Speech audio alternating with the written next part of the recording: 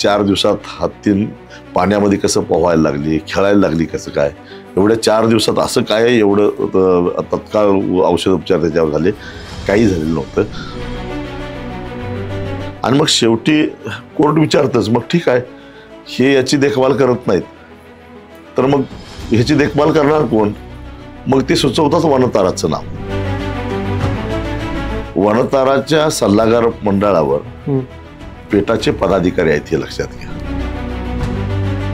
पेटाच्या लोकांनी नांदणी मठाच्या अधिकाऱ्यांना मोठी रक्कम मठाला देणगी म्हणून ऑफर केली आणि म्हणून मी त्यांना त्यांची जागा दाखवली. काय कोल्हापुरांच्या जीन्समध्ये रक्तामध्ये काय आहे नक्की? राज्याच्या उपमुख्यमंत्र्यांना एका साखर कारखान्याचं चेअरमन व्हावं हे मला काही फारसं याचं कारण महाराष्ट्रामध्ये ह्या 2 आघाड्याशिवाय तिसरी भूमिका घेणारे जे लोक होते त्या सगळ्यांचीच मतं चोरली गेलेली आहेत. फडणवीस यांची साथ सोडली याचा पश्चाताप होतो. नमस्ते, मी योगेश कुटे. लेट्सअप चर्चा या कार्यक्रमामध्ये तुम्हा सर्वांचं पुन्हा एकदा स्वागत. आपल्यासोबत आहेत माजी खासदार राजू शेट्टी साहेब. वनताराच्या विरोधातलं आंदोलन असेल, महादेवी हत्तीला परत आणण्याचा निर्णय असेल किंवा अगदी शक्तिपीठ महामार्गाला असलेला विरोध असेल, सध्या राजू शेट्टी हे एकदम जोमात आहेत, जोरात आहेत. आणि खरोखरीच एखाद्या प्रश्नाविषयी जर त्यांनी भूमिका घेतली तर त्याच्यापासनं कणभरही मागे न फिरण्याचं त्यांचं नेहमीचं तत्त्व असतं. आणि माधुरी हत्या प्रकरणात देखील आपण ते पाहिलेलं आहे. शेट्टी साहेब, तुमचं लेट्सअपमध्ये खूप खूप स्वागत. नमस्कार. तुम्ही अखेरीस माधुरी हत्तीला पुन्हा आणण्याच्या मार्गामध्ये जवळपास यश मिळवलं असं आपल्याला म्हणता येईल का? हां, जवळपास असं म्हणेन मी. 100% यशस्वी झालो असं मी म्हणणार नाही. कारण मामला सुप्रीम कोर्टाच्या अखत्यारीत आहे आणि त्यामुळं असं ठरलेलं आहे की वनतारा, नांदणी मठ आणि राज्य सरकार यांनी संयुक्तपणे सुप्रीम कोर्टासमोर जायचं आणि सुप्रीम कोर्टानं माधुरीची देखभाल करण्याची जबाबदारी जी वनतारावर सोपवलेली आहे त्याच्याऐवजी नांदणी मठाच्याच परिसरामध्ये मठाच्या मालकीच्या जागेवर माधुरी हत्तीवर उपचार करणारे सेंटर उभा करून तिथंच त्याच्यावर उपचार करायचं आणि मालकी मात्र माधुरीची मठाची राहील. बरं. आणि ते जे काही सेंटर उभा राहील त्याच्यावर गुंतवणूक वनताराने करायची, पण त्याची मालकी मठाची राहील. बरं. अशा अर्थाचा समझोता झालेला आहे. आणि त्याला सुप्रीम कोर्टानं मान्यता दिली तर खऱ्या अर्थानं मग माधुरीवर पुन्हा मठाचा म्हणजे सर्वसामान्य जनतेचा मालकी हक्क प्रस्थापित झाला असं म्हणावं लागेल. ओके. काल एक व्हिडिओ फार व्हायरल झाला की वनताराचे जे CEO होते ते तुमच्याशी हात मिळवण्याचा प्रयत्न करत होते, पण मात्र तुम्ही त्यांना हात नाही मिळवला. काय झालं नक्की? याचं कारण असं आहे की हे कॉर्पोरेट सेक्टरमधले लोक आहेत आणि ते सगळ्यांना गृहीत धरत असतात. त्याच्या आधीचा एक व्हिडिओ तुम्ही बघितलेला असाल. हे CEO कोल्हापूरच्या दौऱ्यावर आलेले होते आणि त्यांनी त्या मठाधीशांच्या बरोबर चर्चा करत असताना अगदी जिल्ह्याचे पालकमंत्री, जिल्हाधिकारी, जिल्हा पोलीस प्रमुख, 2 खासदार, 7-8 आमदार या साऱ्यांना अक्षरशः आंटी चेंबरमधून बाहेर काढलं आणि ते स्वतःच त्यांच्यावर बोलत राहिले. हा ॲटिट्यूड आम्हाला बरोबर वाटला नाही आणि एकूणच म्हणजे मी म्हणजे वेगळा कोणतरी आहे असं ते समजत होते. आणि त्यामुळं पुन्हा एकदा, त्यावेळी मी तिथं नव्हतो, पुन्हा एकदा ते जेव्हा मठाच्या पदाधिकाऱ्यांच्यावर चर्चेला आले त्यावेळी मात्र योगायोगाने मी तिथं होतो आणि मला निरोप असा आला होता की ती एकूणच जनतेच्या ज्या भावना दुखावल्या गेलेल्या आहेत आणि त्यामुळं वनतारामार्फत दिलगिरी व्यक्त करून माफी मागण्यासाठी ते आलेले आहेत आणि पुढचा समझोत्याचा प्रस्ताव घेऊन आलेले आहेत. पण तिथं सुद्धा ते नेहमीप्रमाणे आपला ॲटिट्यूड दाखवायला लागले आणि म्हणून मी त्यांना त्यांची जागा दाखवली. तर म्हटलं की इथं बोलत असताना हे कॉर्पोरेट सेक्टरचं ऑफिस नाही, तर तुम्ही इथं चर्चेला आमच्याकडे आलेला तेव्हा आवाज खाली करून बोलायचं, आणखीन जे काय असेल ते सौम्य भाषेमध्ये बोलायचं आणि पहिल्यांदा माफी मागायची. कारण तुम्ही माफी मागायला आलात असे आमचा समज आहे, आम्हाला तसा निरोप आलेला आहे, आणि माफी मागितल्यानंतर मग पुढची चर्चा सुरू होईल असं म्हटल्यानंतर ते माफी मागितली आणि ते हात मिळवणी करण्याकरता पुढे येत होते. मी म्हटलं ठीक आहे, लांबूनच माफी मागितलं तर बस कर असं म्हटलं. बरं, ओके. पण अनेकदा असा आक्षेप घेतला जातो आहे की पेटानं ही याचिका दाखल केली होती, याच्यामध्ये वनताराचा काही संबंध नव्हता, सुप्रीम कोर्टानं आदेश दिले आहेत म्हणून आम्ही ते हत्ती घेऊन जात आहोत, ते हत्तीने घेऊन जात आहोत. आणि खरोखर याच्यामध्ये वनतारा या वादाच्या केंद्रस्थानी होतं का, आणि तसा तुम्हाला अजूनही विश्वास वाटतो का? कारण हे पेटा आणि सर्वोच्च न्यायालय यांच्यामधला काय याचिका होती आणि वनताराला फक्त त्यांनी देखभाल करायला सांगितलेलं होतं. याच्यामध्ये पेटाची कार्यपद्धतीच संशयास्पद आहे. पूर्वी मी सुद्धा पेटाचं काम चांगलं आहे असं समजणाऱ्यापैकी होतो. ते वेगवेगळ्या मुद्दे घेऊन ते प्राणीमात्रांच्यावर दया झाली पाहिजे अशा पद्धतीची भूमिका मांडायची. पण अलीकडच्या काळामध्ये संशयास्पद अशासाठी वाटायला लागलेलं आहे. त्या वेगवेगळ्या जे पाळीव हत्या आहेत त्या संदर्भामध्ये तक्रारी केल्यानंतर मग कोर्टात जाणं, याचिका दाखल करणं, आणि मग शेवटी कोर्ट विचारतंच मग ठीक आहे, हे याची देखभाल करत नाहीत तर मग ह्याची देखभाल करणार कोण? मग ते सुचवतात वनताराचं नाव. वास्तविक पाहता केरळ सरकारचं अद्यावत हत्ती कॅम्प आहे, तमिळनाडू सरकारचा आहे, कर्नाटक सरकारचं आहे, आपल्या महाराष्ट्र सरकारचं गडचिरोलीला कमलापूरला आहे, याची काझीरंगाला आहे आसामला. याची शिफारस केलेलं पेटानं कधीच मी ऐकलेलं नाही. म्हणजे आणि हा योगायोग नाही, कारण वनताराच्या सल्लागार मंडळावर पेटाचे पदाधिकारी आहेत हे लक्षात घ्या. बरं, म्हणजे हा योगायोग म्हणता येणार नाही. पेटाच्या लोकांनी नांदणी मठाच्या अधिकाऱ्यांना मोठी रक्कम मठाला देणगी म्हणून ऑफर केली. तासगावचे जो गणपती आहे पारंपरिक आहे त्याची सुद्धा तिथं सुद्धा बऱ्याच वर्षापासून हत्या आहे. त्या गणपती ट्रस्टचे मंदिराचे ट्रस्टी पटवर्धन साहेब त्यांनी आरोप केला की त्यांना 3 कोटीची ऑफर केलेली होती. मग एवढा पैसा पेटाकडे येतो कुठून? आणि त्यामुळं पेटाची एकूणच भूमिका संशयास्पद आहे. ओके. पण जेव्हा या वादाच्या पार्श्वभूमीवर तुमचं एक जुनं पत्र व्हायरल झालं की तुम्हीच विनंती केलेलं की हा हत्ती घेऊन जा, तर त्याबद्दल तुम्ही खुलासा केला, पण त्याच्याबद्दल परत काही तुमचं मत काय आहे का त्याच्यावरती, त्या पत्रावरती? नाही, मला ते पत्र लिहिल्याचा पश्चातापही वाटत नाही, आणि मी ते पत्र माझं नाही असंही कधी म्हणणार नाही. बरं, कारण मी एकदा भूमिका घेतली तर त्या भूमिकेला चिकटून राहतो. बरं. त्यावेळी परिस्थिती अशी होती की आमची ही नांदणी मठाची जी माधुरी हत्ती आहे ती 35 वर्षापासून त्या मठामध्ये, ती 4-5 वर्षाची होती त्यावेळी तिथं आले. मधल्या काळामध्ये 2018च्या दरम्यान त्या हत्तीची देखभाल करणार, कारण हत्ती हा अतिशय संवेदनशील प्राणी असतो आणि त्याची देखभाल करायला तज्ज्ञ आणि प्रशिक्षित माणूस लागतो. कल्लाप्पा नावाचे शिमोगाचे एक एक्सपर्ट आहेत, ते 1-2 महिन्यातून नांदणी मठामध्ये येऊन तिच्या आरोग्याची तपासणी नेहमी करत असतात. तर परंतु दैनंदिन त्याची देखभाल करणारा माणूस लागतो, त्याला माहूत म्हणतात. त्या माहूत जो नागाप्पा नावाचा माहूत होता, माहूत महाराष्ट्रामध्ये तयार होत नाहीत, ते एकतर केरळ, कर्नाटक किंवा तमिळनाडूतच मिळतात. तर त्या नागाप्पाला हृदयविकाराचा धक्का आल्यामुळं डॉक्टरनी त्याला आता ते काम थांबवायला सांगितलं. पण अशा वेळी मठाकडे दुसरा माहूत उपलब्ध होत नव्हता, आणि मग माहूत शिवाय हत्ती सांभाळणं हे जोखमीच होतं, कारण हत्तीच्या आरोग्याच्या दृष्टीने सुद्धा ते बरोबर नव्हतं, कारण अतिशय संवेदनशील प्राणी आहे. आणि अशा काळामध्ये हत्तीची तब्येत बिघडली, हत्ती बिथरला तर लहान मुलं, स्त्रिया हे नेहमी त्या हत्तीच्या आजूबाजूला असायचे, त्यांच्या जीविताला धोका निर्माण होऊ शकतो. आणि या अशा घटना इतर ठिकाणी बऱ्याच ठिकाणी घडलेल्या आपण बघितलेल्या आहेत. त्यामुळं मी राज्याच्या वन खात्याला अशी विनंती केलेली होती की काही काळापुरतं, जोपर्यंत आम्हाला दुसरा माहूत मिळत नाही तोपर्यंत गडचिरोलीच्या कॅम्पमध्ये हा हत्ती ठेवावा. मठ आपल्या खर्चानं तिथं नेऊन सोडेल आणि माहूत उपलब्ध झाल्यानंतर तिथून पुन्हा हत्ती परत घेऊ. म्हणून ते पत्र लिहिलेलं होतं. ते काही चुकीचं होतं असं, आणि मठाचंही तेच मत होतं. ओके. हे आंदोलन इतकं मोठं उग्र स्वरूप धारण करेल असं तुम्हाला वाटलं होतं सुरुवातीला?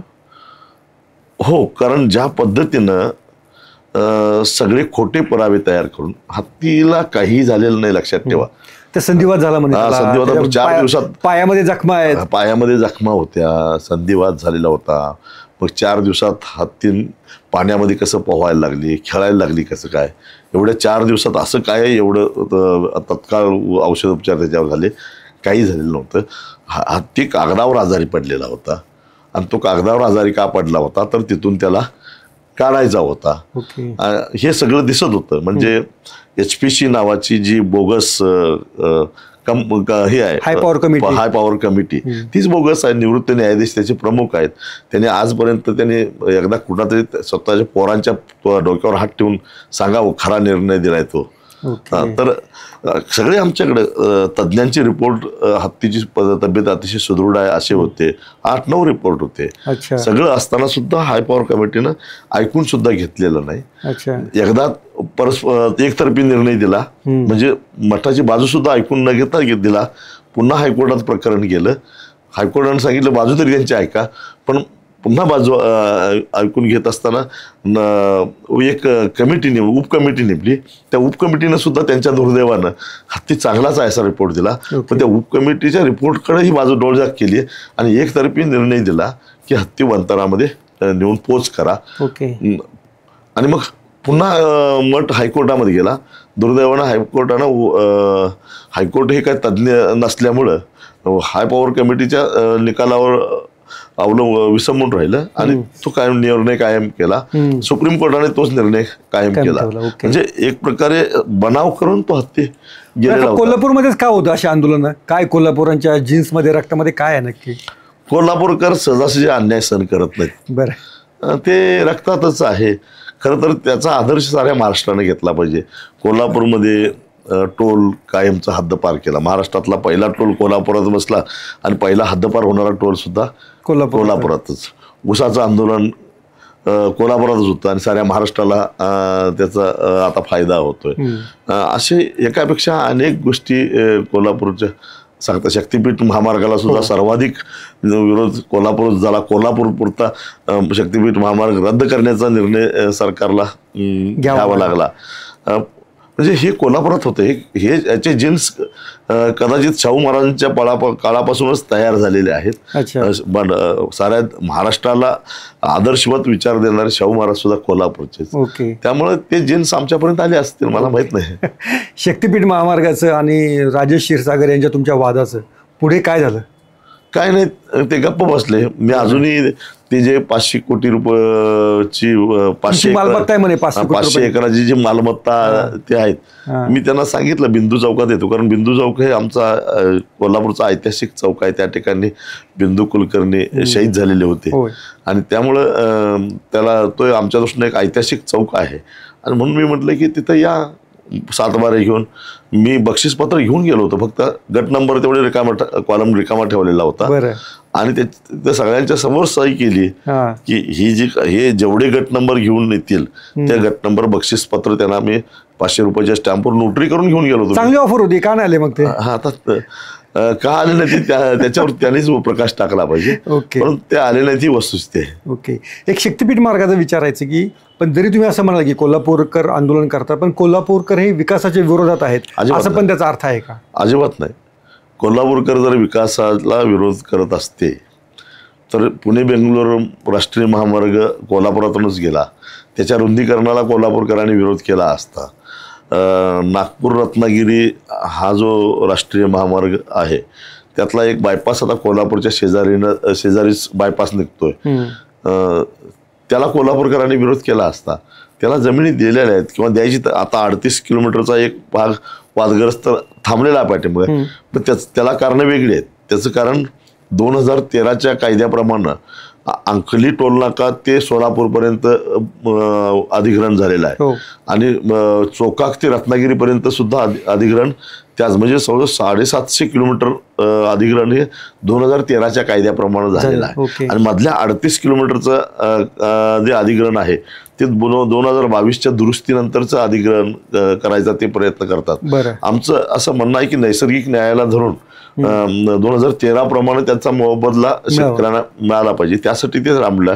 राष्ट्रीय महामार्ग प्राधिकरण ते आमच्याकडे पैशाची व्यवस्था आहे, आम्ही द्यायला तयार आहोत, परंतु राज्य सरकारने त्याला परवानगी द्यावी आणि राज्य सरकार परवानगी देत नाही म्हणून तो भाग राहिलेला आहे. बरोबर. मग त्याला विरोध केला असता शेतकऱ्यांनी, नाही केला. अच्छा. ज्या आपण 2013च्या कायद्याप्रमाणे अलीकडं आणि पलीकडच्या शेतकऱ्यांना ज्या दरानं मोबदला दिला त्या मोबदल्याने घ्या होतं. मग विकासाला विरोध असता तर त्याची गरज आहे, कारण नागपूर रत्नागिरी महामार्ग होणं गरजेचं आहे. कारण विशेषतः सांगली ते कोल्हापूर हा रस्ता प्रचंड वाहतुकीचा आणि वर्दळीचा अपघात होत आहेत आणि त्यामुळे तो रस्ता होणं गरजेचं आहे. जिथं होणं गरजेचं आहे तिथं आम्ही विरोध करत नाही, तिथं उगाच मनाचा मोठेपणा दाखवतो. आमचं म्हणणं एवढंच की महापूरला कारणीभूत ठरतील असे भराव टाकू नका, त्याची दक्षता घ्या आणि रस्ता करा, अशी भूमिका तिथं आहे. पण शक्तीपीठ महामार्ग हा सरळ सरळ नागपूर रत्नागिरी महामार्गाला समांतर आहे. ओके. आणि समांतर असताना हा एकूण 27,000 एकर जमिनीपैकी जवळपास 22,000 ते 23,000 एकर जमीन ही बागायती पीक क्षेत्रातून जाते. म्हणजे गोदावरीचं खोरं त्याच्यामध्ये आलं, मांजरा खोरं आलं आणि त्याच्यानंतर कृष्णा खोऱ्यातली दूधगंगा, वेदगंगा, कृष्णा, पंचगंगा, वारणा ह्या साऱ्या नद्या ओलांडून हा रस्ता जातो आणि हा सारा बागायत पट्टा आहे. आधीच नागपूर रत्नागिरी हा महामार्ग जो नुकताच केंद्र सरकारनं बांधून घेतलेला आहे आणि 60 किलोमीटरला एक टोल नाका त्यांनी बसवलेला आहे. त्या एका टोलवरनं त्यांना दररोज 40 लाख रुपये टोल वसूल अपेक्षित असताना केवळ 8 ते 9 लाख रुपये वसूल आला आहे. म्हणजे क्षमतेच्या केवळ 25% तो रस्ता चालवला आहे. मग असं असताना त्याला समांतर दुसरा रस्ता केला तर मग ते 8-9 लाखच्या ऐवजी 4-5 लाखच टोल तिथं वसूल होणार, इथं 4-5 लाख होणार, प्रवासी तेवढीच असणार आहेत. मग ह्याच्यात छानपणा कसला आहे. बरं, हा सारा रस्ता हा खाजगीकरणातून होणार आहे आणि टोलच्या स्वरूपात सरकार काही पैसे घालणार नाहीत. टोलच्या रूपात प्रवाशांना तो पैसा परत द्यावा लागणार आहे. कदाचित 100-125 वर्षे त्याला टोल द्यावा लागेल. हा भुर्दंड कशासाठी? आणि म्हणून आम्ही त्याला विरोध करतो. पण याच्यावरती देवेंद्र फडणवीस अजूनही ठाम आहेत आणि उपमुख्यमंत्री एकनाथ शिंदे पण ठाम आहेत. याच्यातनं काही तोडगा निघेल की सरकार रेटून असेल तुम्हाला वाटतंय? ते ठाम असले तरी आम्ही ठाम आहोत. साधं त्यांना रेखांकन करण्यासाठी मोजणी करता आलेली नाही 12 जिल्ह्यामध्ये, हे लक्षात घ्या. मोजणीच करता आलं, मोजणी नाही केलं तर इस्टिमेट कसं होणार? इस्टिमेट नाही झालं तर रस्ता कसा चालू होणार? अधिग्रहण कसं होणार? ओके. त्यामुळे तुम्ही पण ठाम आहेत? हो, आम्ही ठाम आहोत. ओके. आणखीन एक महत्त्वाचा शेतकऱ्यांच्या दृष्टीने महत्त्वाचा प्रश्न आहे की जनावरांच्या कत्तलीचा, ज्याच्यावर कुरेशी समाजानं आंदोलन केलेलं आहे आणि ते जनावरं काही नेत नाही आहेत, तर याच्यामध्ये काय तोडगा काढावा असं तुम्हाला वाटतं? खरं तर आपल्या संस्कृतीमध्ये गाईला महत्त्व फार मोठं आहे. गाईला आपण आई म्हणतो, देवी म्हणतो, सगळं म्हणतो. पण कुठली गाय? तर देशी गाय. मग ती गीर असो, सैवाल असो, कंदारी असो, खिलार असो, या साऱ्या देशी गायी ह्या आपल्या देव्या आहेत असं आपण समजू. आणि लोकसुद्धा फायद्या तोट्याचा न विचार करता, अगदी शेतकरी सुद्धा, मला सुद्धा अभिमान आहे की मी लहानाचा मोठा देशी गाईच्या दुधावरच झालो आणि आता सुद्धा परवडत नसताना माझ्याकडे 2 देशी गायी आहेत. पण कारण ही आमच्या एका संस्कृतीचा भाग आहे म्हणून आम्ही तो सांभाळतो. परंतु कायदा करत असताना गोवंश हत्याबंदी असा कायदा केला गेला, ज्याच्यामध्ये संकरित गाय आली, म्हैस आली, रेडा आला, बैल आला, सगळे आले. आता मुद्दा असा आहे की शेतकऱ्याची आधीच परिस्थिती नाकाला सूत लावल्यासारखी झाली आहे. अशा परिस्थितीमध्ये जे निरुपयोगी जनावर झालेलं आहे त्याचं करायचं काय? म्हणजे काही दुधाळ जनावर, देशी गाई सोडून म्हैस असेल, संकरित गाय असेल, म्हशी रेडा नाही नाही तेच सांगतो. त्याच्या वाहतूक होत असताना हे तथाकथित गोरक्षक गाड्या अडवतात, म्हशीच्या गाड्या सुद्धा अडवतात, रेडा एखादा चाललं आणि पोलिसांना बोलवतात आणि पोलीस कायद्यात पुस्तक उघडतात आणि त्याच्यावर तक्रारी गुन्हे दाखल करतात, त्यांना त्रास देतात. आणि त्यामुळं त्या समाजाच्या लोकांनी जे प्रामुख्यानं ह्या जनावरांचा व्यापार करतात, काही कत्तल करण्यासाठी घेऊन जातात. आता सरकारनं स्लॉटर्सना अधिकृत परवानगी दिलेली आहे, ते काय बेकायदेशीर आहेत असं नाही, पण स्लॉटरला परवानगी आणि वाहतुकीला परवानगी नाही किंवा खरेदी, हा काय प्रकार आहे. आणि मग याच्यामुळं हा जो त्रास आहे, या त्रासाला कंटाळून त्या लोकांनी संप केला आहे, पण त्याचा त्रास शेतकऱ्यांना होतोय. मी तुम्हाला काही ठिकाणची माझी निरीक्षणं सांगतो की सांगोला बाजाराचं उदाहरण सांगतो. या कुरुशी समाजानं बाजारावर मध्ये यायचाच बहिष्कार टाकला, बाजार बंद केलेला नाही, आम्हीच येत नाही म्हटलं. ते नाही आले तर मग बाजार भरणार कसा? बरोबर, खरेदीदारही नाही आणि विक्रीही नाही. आज शेतकरी बाजार समितीच्या बाहेर खरेदी विक्री करू शकत नाही, अडचणी येतात, परत त्याची वाहतुकीला अडचणी येतात, कारण पोलीस म्हणतात पावती दाखव. आता खाजगीरित्या तुमच्या गोट्यातून मी जनावर घेतलं, पावती कोणी करायची? अशा सगळे मुद्दे होतात. आणि त्यामुळं सांगोल्यातलं सांगतो तुम्हाला, सांगोला बाजारपेठ संपली आणि यांचा संप झाल्यानंतर काही शेतकऱ्यांनी जी वासरं होती ती तिथं सोडून फक्त मोठी जनावर तेवढे घेऊन घरी गेले आणि भटक्या कुत्र्याने अक्षरशः त्या वासरांना फाडून खाल्लं. मृत्यूसुद्धा त्यांना येत नव्हता 2-2 दिवस. अशा अवस्थेमध्ये ती वासरं त्या बाजाराच्या आवारामध्ये तडफडत पडलेली होती. पुणे जिल्ह्यातल्या पिंपळे गावामध्ये एकदम, कारण ते गाव दूध उत्पादनासाठी प्रसिद्ध आहे. मी दूध दराच्या आंदोलनाच्या संदर्भात तिथं सभेला गेलेलो होतो आणि तिथल्या लोकांनी आम्हाला सांगितले की प्रत्येकाच्या गोट्यामध्ये 15-20 गायी आहेत.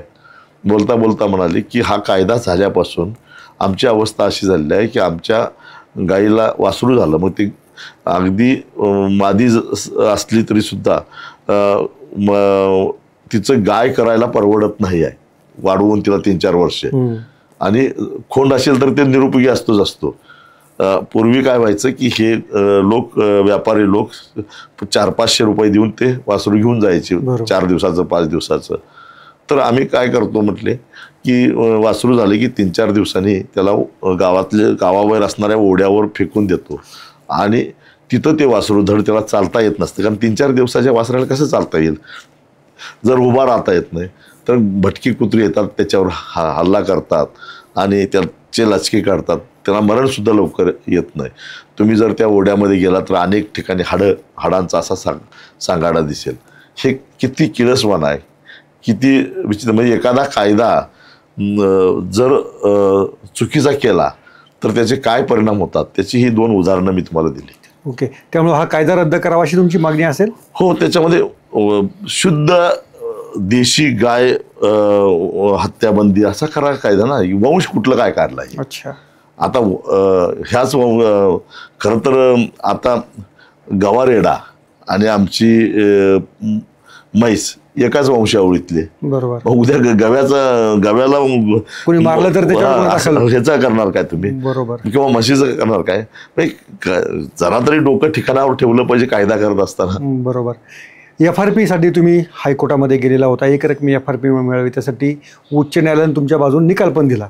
पण पुढे आता ते राज्य सरकार सुप्रीम कोर्टात गेलेलं आहे का, आणि त्याच्यावर पुढे काय झालेलं आहे? सुप्रीम कोर्टामध्ये राज्य सरकार गेलेलं आहे, त्याची अजून सुनावणी झालेली नाही, सुरू झालेली नाही. बरं, जोपर्यंत सुनावणी सुरू होत नाही तोपर्यंत मुंबई उच्च न्यायालयाने दिलेला जो आदेश आहे तोच कायम राहणार. म्हणजे मागील वर्षाच्या रिकव्हरीच्या आधारानं एकरकमी FRP दिली पाहिजे. मी मधल्या काळामध्ये या लोकांनी केंद्रात जाऊन काही गोंधळ घालण्याचा प्रयत्न केला, पण ती खात्री करून मी घेतली. साखर आयुक्तांनाही सांगितलं, तुम्ही जर का असं केला तर कंटेम्प्ट ऑफ कोर्ट करेन मी तुमच्यावर, कारण मी जी याचिका दाखल केली होती त्याच्यामध्ये राज्य सरकार, साखर आयुक्त पार्टी होती आणि केंद्र सरकारसुद्धा पार्टी होती.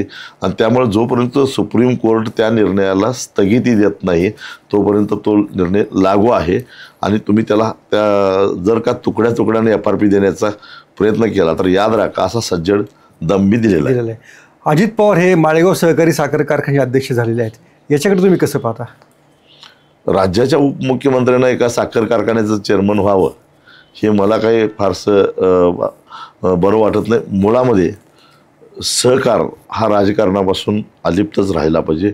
मग सहकारातल्या शिखर संस्था असो, महानंद असेल, राज्य साखर संघ असेल, हे तुम्हाला फार आदर्श वाटत नाही का? असं शक्य आहे का हे? म्हणजे का असू नये, कारण सहकार हा राजकारणाच्या पलीकडे असला पाहिजे.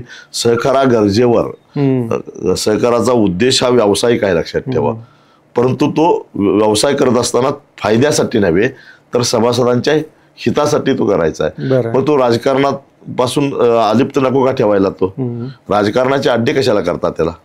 पण ज्याला सहकारात काम करायचं आहे त्याने राजकारणात जाऊ नये, आणि ज्याला राजकारणात जायचं आहे त्यांनी सहकारात येऊ नये. पण अजित पवार मध्ये माळेगावच्या कारखान्याला सर्वोच्च भाव देणार आहे. देऊन देत ना, दिल्यानंतर मग ठरवू काय अजित पवार बोलले तसं चालले असं आहे का अजून काय आहे ते मग आपण निष्कर्ष काढता येईल. ओके. आणखी याच्यामध्ये तुम्ही आता वनताराचं आंदोलन झालं, शक्तीपीठ महामार्ग झालं, सोलापूरमध्ये काही नवीन राजकीय समीकरण किंवा तुम्ही नवीन राजकीय सोयरी करण्याच्या प्रयत्नात आहात का? तुम्ही काँग्रेसच्या जवळ जातात का असा त्याचा अर्थ घेतला जात आहे? सतेज पाटील आणि तुम्ही अनेकदा एका व्यासपीठावर दिसतात. असं आहे की चळवळीतले लोक हे विरोधी पक्षाच्या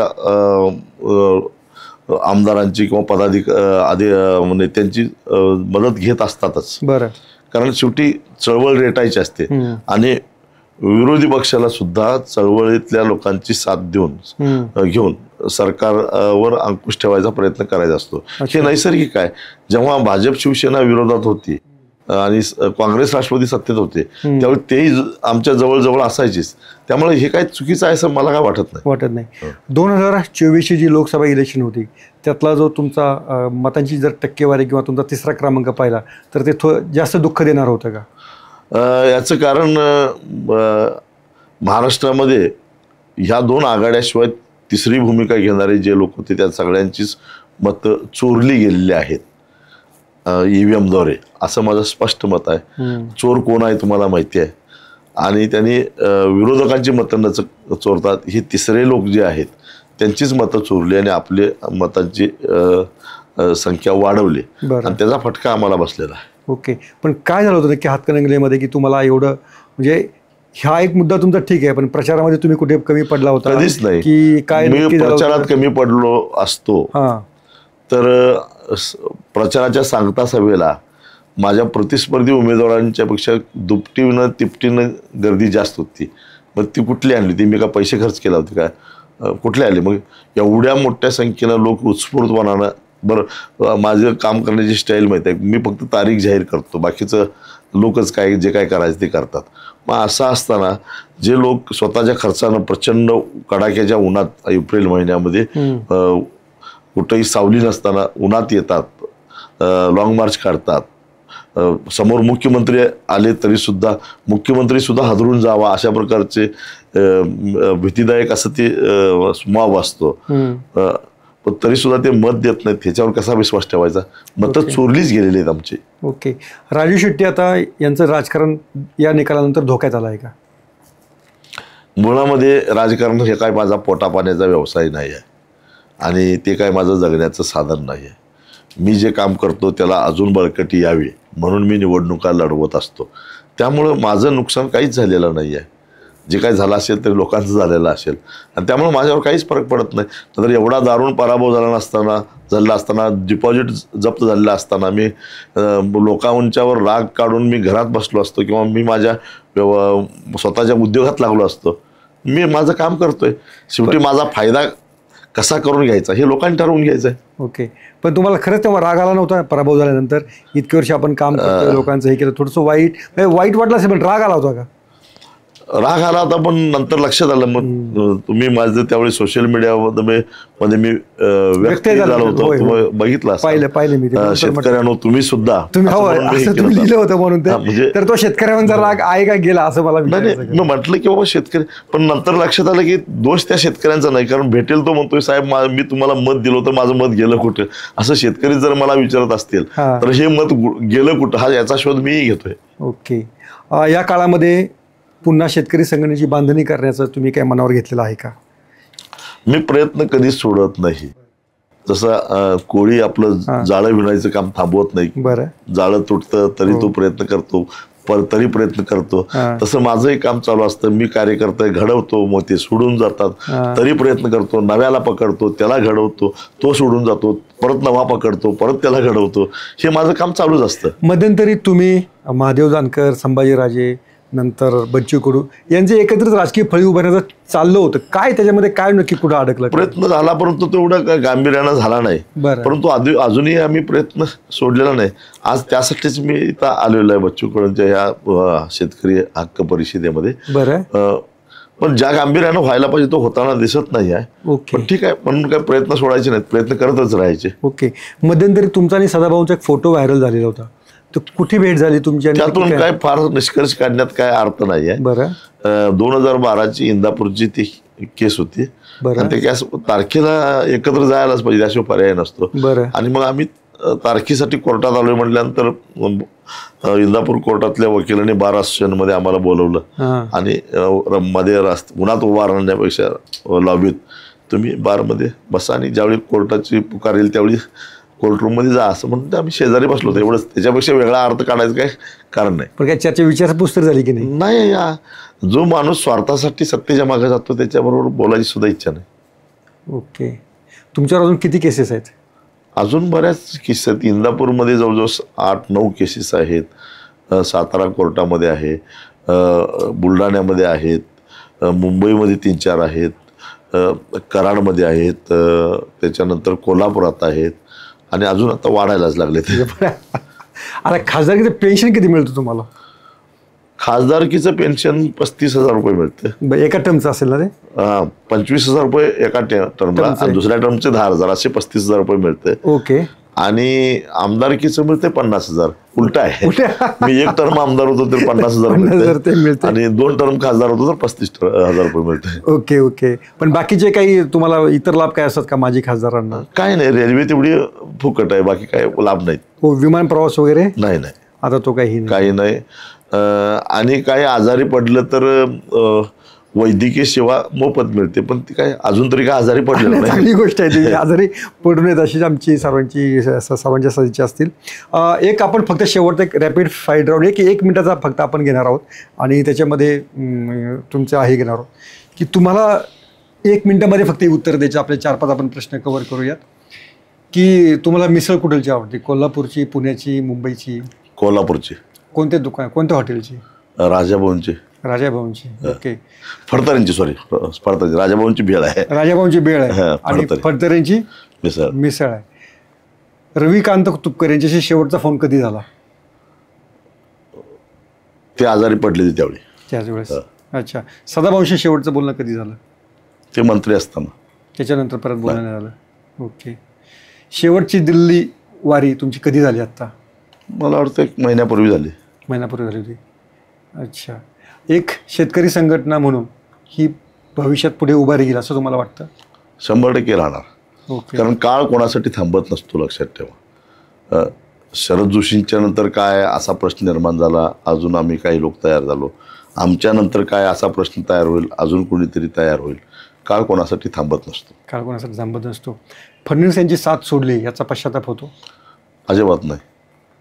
शरद पवारांच्या घरी जाऊन श्रीखंडपुरी खाल्ली याचा पश्चाताप होतो? सॉरी, आमरस खाल्ला याचा पश्चाताप होतो? त्याचाही होत नाही, कारण त्यांनी मला त्यांचे ते बारामतीमध्ये देशी गाईवर संशोधन एक करतायत काहीतरी आणि ते बघायला बोलवलं होतं. त्याने स्वतः फिरून दाखवलं आणि त्याच्यानंतर मग जेवणाची वेळ झाली म्हणून जेवायला गेलो. ते काय चुकीचं आहे असं मला वाटत नाही. त्यामुळे त्याचाही पश्चातापाचं काही कारण नाही आहे. ओके. राजू शेट्टी रिकाम्या वेळेत काय करतात? वाचन करतो. तुमच्या पुस्तकाचा आत्मचरित्र दुसरा भाग कधी येणार आहे?